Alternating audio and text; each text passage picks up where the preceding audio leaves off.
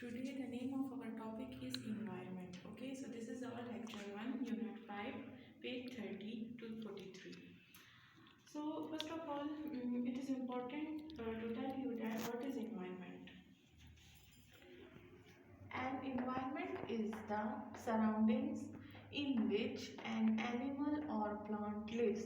Environment दरअसल होता क्या है, इन्वायरमेंट जो है वो इर्द गिर्द का माहौल होता है हमारा। इन्वायरमेंट बेसिकली माहौल को कहते हैं, जो हमारी सराउंडिंग्स होती हैं, इर्द गिर्द होता है हमारा, इन विच जिसमें एक एनिमल, जानवर या प्लांट जो है वो जिंदा रहता है, ज़िंदगी गुजारता है, बसर करता है।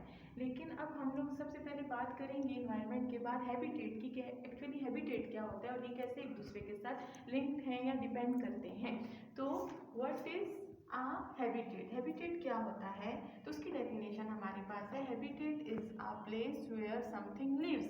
तो देखिए ये एक दूसरे के साथ जो है बहुत क्लोजली रिलेटेड है कि किसी भी चीज़ जहाँ पर रहती है, ज़िंदगी गुजारती है, वो उसकी हैबिटेट होती है। फॉर एग्जांपल यहाँ पर आपको डिफरेंट टाइप के हैबिटेट्स नज़र आ रहे होंगे। सबसे पहले हम फिश की बात करते हैं। फिश जो है वो पानी में रहती है, ठीक है, तो पानी जो है वो उसकी क्या है, हैबिटेट हो गई। उसके बाद हम इसी तरह नीचे लिखा भी है, फिश लिव्स इन वाटर, मछली जो है वो पानी में रहती है। इसी तरह हम पानी के दूसरे जानवरों की बात करें तो क्रोकोडाइल की बात कर सकते हैं, टर्टल्स की बात कर सकते हैं। लेकिन टर्टल की हैबिटेट उसकी लैंड भी होती है, जैसे कि ज़मीन पर भी वो जिंदा रह सकते हैं और पानी में भी वो जिंदा रह सकते हैं। इसलिए हम कह सकते हैं कि लैंड और वाटर दोनों पर जो है वो क्रोकोडाइल्स और टर्टल जिंदा रह सकते हैं। इसलिए this both things are their habitats. Okay, उसके बाद हम बात करते हैं अर्थ हैबिटेट की। हमारी हैबिटेट क्या है, हमारी हैबिटेट है ज़मीन, हम ज़मीन पर जिंदा रहते हैं। परिंदों की हैबिटेट क्या है, वो एयर हैबिटेट होती है उनकी, वो हवा में ज़िंदगी गुजारते हैं और दरख्तों में हम अपने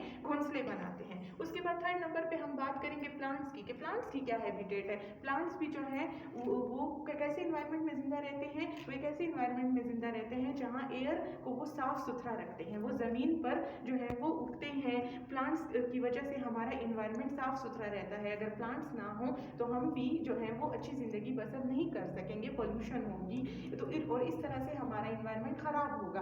तो यहाँ पर आपको नज़र आ रहा होगा डिफरेंट टाइप के हैबिटेट्स हैं, और हैबिटेट्स में जो चीज़ें जिंदा रहती हैं, ज़िंदगी गुजारती हैं, उनकी बात की जा रही है। यहाँ आपको एनिमल्स भी नज़र आ रहे होंगे, 4 टांगों वाले जानवर, ये भी जो है वो ज़मीन पर जिंदा रहते हैं, अर्थ पर जिंदगी गुजारते हैं। यहाँ आपको नज़र आ रहे होंगे जैसे कि शेर है, जिराफ है, तो ये जो है हमारे पास इनकी हैबिटेट को शो कर रहा है। आपको पता है जानवर बड़े बड़े मैदानों में ज़िंदगी गुजारते हैं, वो छोटी जगह पर सर्वाइव नहीं कर सकते हैं, जहाँ पर उनको खाने के लिए जो है दूसरे जानवर भी अवेलेबल हों।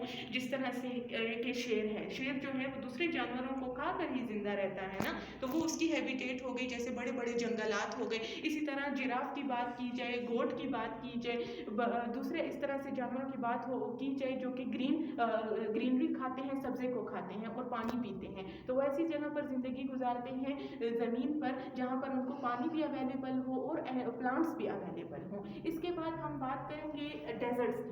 डेजर्ट्स हमारे पास जो हैं वो भी हैबिटेट में आते हैं, सहरा होते हैं, लेकिन वहाँ पर चारों तरफ हमारे पास रेत होती है। सहरा में आपको पता है सहरा का मशहूर जानवर कौन सा है, कैमल। कैमल जो है वो डेजर्ट्स में ज़िंदगी गुजारता है, डेजर्ट्स के बगैर जो है वो सर्वाइव कर सकता है, लेकिन डेजर्ट्स में वो काफ़ी दिन तक बगैर पानी पिए भी जिंदा रह सकता है, ठीक है, क्योंकि उसके पास ये एबिलिटी है कि वो पानी को अपने अंदर स्टोर कर सकता है। इसके बाद हम रेन फॉरेस्ट की बात करें तो रेन फॉरेस्ट हमारे पास घने जंगलात को बोलते हैं। घने जंगलात के अंदर परिंदे जो हैं वो दरख्तों में घोंसला बनाते हैं, इसलिए परिंदों का हैबिटेट वहाँ पर जो है बड़े दरख्त होते हैं, जानवर जो है वहाँ पर जिंदगी गुजारते हैं, लाइक 4 टांगों वाले जानवर जिसकी हम ऊपर बात कर चुके हैं। तो डेजर्ट्स और रेन फॉरेस्ट हमारे पास जो है वो इन जानवरों की हैबिटेट आती है। फिश जो है वो बगैर पानी के मर जाएगी, जिंदा नहीं रह सकती, इसलिए वाटर उनकी हैबिटेट है। अब हम इस माहौल के बारे में बात करते हैं कि हम अपने इन्वायरमेंट को किस तरह साफ सुथरा रख सकते हैं ताकि इन जानवरों की और हमारी हैबिटेट में मसले ना पैदा हों और हमारी ये हैबिटेट हमारे लिए मज़ीद ईजी हो, जहां हम अच्छी और आसान ज़िंदगी बसर कर सकें। तो सबसे पहला पॉइंट हमारे पास यहाँ पर आता है प्रोटेक्शन ऑफ एनवायरनमेंट में, कीप द अर्थ क्लीन। हम अपनी ज़मीन को किस तरह से साफ रख सकते हैं?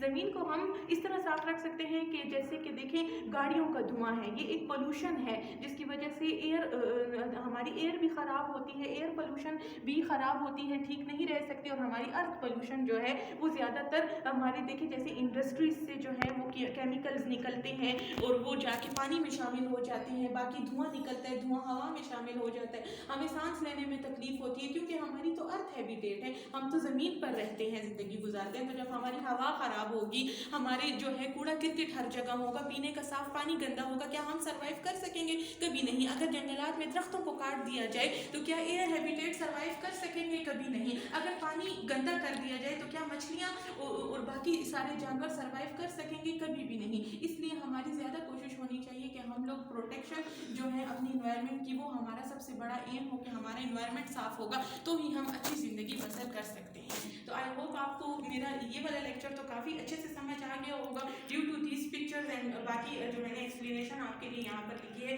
चलिए अब बुक से हम स्टेप बाय स्टेप अपने सारे टॉपिक्स को स्टडी करते हैं।